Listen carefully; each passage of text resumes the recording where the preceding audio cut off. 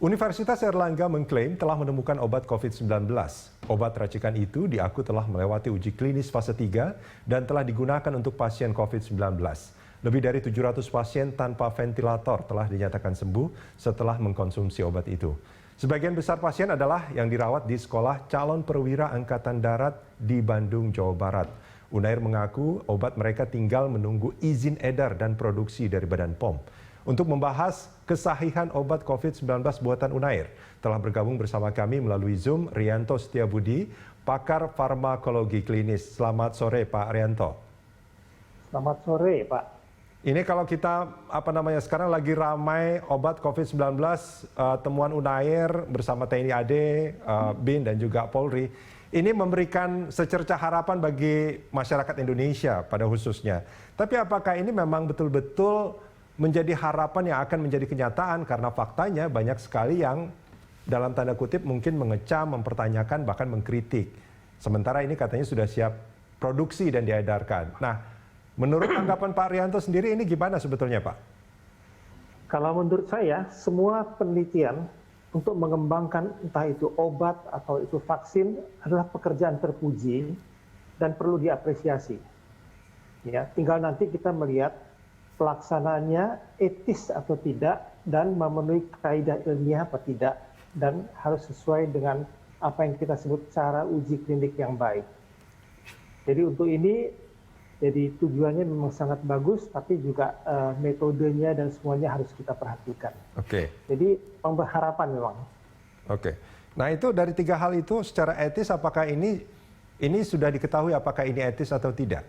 Apakah dari kaidah ilmiahnya ini apakah sudah memenuhi itu atau belum?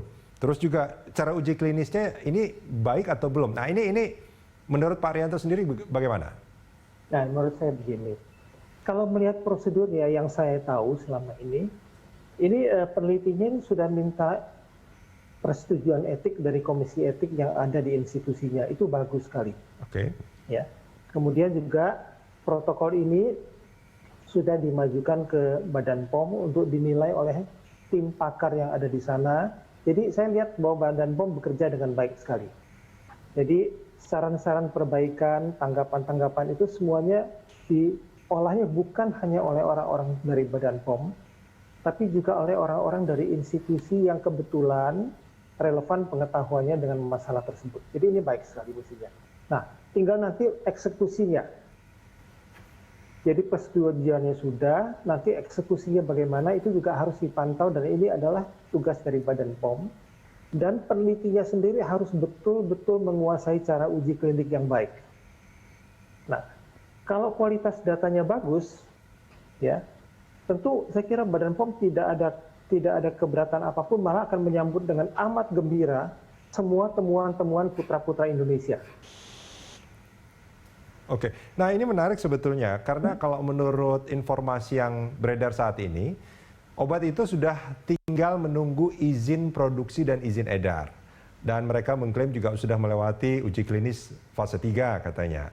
Nah ini sementara kalau Pak Rianto bilang ini sebetulnya masih, kalau yang saya tangkap masih ada sebetulnya masukan dari Badan POM juga ya, untuk eksekusinya seperti apa. Nah ini apakah klaim dari Unair dan tim penelitinya yang mengatakan sudah melewati uji klinis fase 3 ini sebetulnya masih ada hal lain yang harusnya dilakukan untuk nanti siap diproduksi dan diedarkan, atau bagaimana sebetulnya Pak Rianto? Nah ini yang saya belum tahu. Biasanya Badan POM itu membuat saran-saran tertulis untuk perbaikan, lalu dia menunggu jawabannya. Nah, kemudian kalau jawaban itu sudah benar, go ahead gitu ya, boleh maju terus gitu ya. Nah ini yang saya tidak tahu karena ini adalah sifatnya konfidensial. Yang tahu hanya Badan POM dan pihak peneliti. Andai kata itu sudah dijalankan oleh peneliti, memenuhi perbaikan-perbaikan yang diminta, menjawab pertanyaan-pertanyaan dan seterusnya sudah dikerjakan dengan baik, ya mestinya mulus. Oke.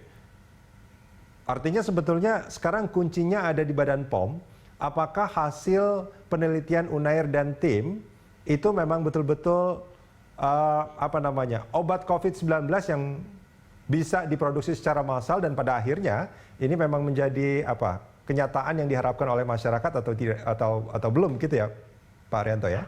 Nah, ini yang kita belum tahu karena ini adalah data yang atau perkembangan yang diketahui oleh Badan POM. Oke. Kami sebagai orang luar, sebagai orang dari institusi tidak mengetahui perkembangan ini. Cuma saya tadi sedikit berandai-andai, andai kata tim peneliti sudah memenuhi perbaikan-perbaikan yang diminta, sudah menanggapi responsnya baik, maka mestinya ini jalannya akan baik.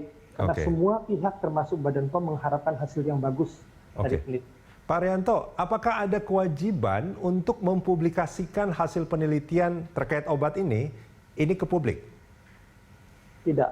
Tidak ada? Sesuatu obat yang sedang dikembangkan itu bisa bersifat konfidensial. Oke, baik. Ya, tetapi kalau misalnya si peneliti itu dan sponsornya tidak berkeberatan untuk dipublikasi di dunia internasional, itu bagus sekali. Oke, baik. Artinya hasil penelitian mereka itu tidak wajib untuk dipublikasikan, tapi seandainya mereka menginginkan atau melakukan hal itu menjadi satu poin positif. Sementara apakah obat ini akan layak untuk diedarkan sebagai obat COVID-19, kuncinya ada di Badan POM dari hasil review mereka, gitu ya Pak Rianto ya? Saya kira begitu. Baik. Pak Rianto, terima kasih banyak Pak sudah bergabung bersama kami di sore hari ini. Terima kasih.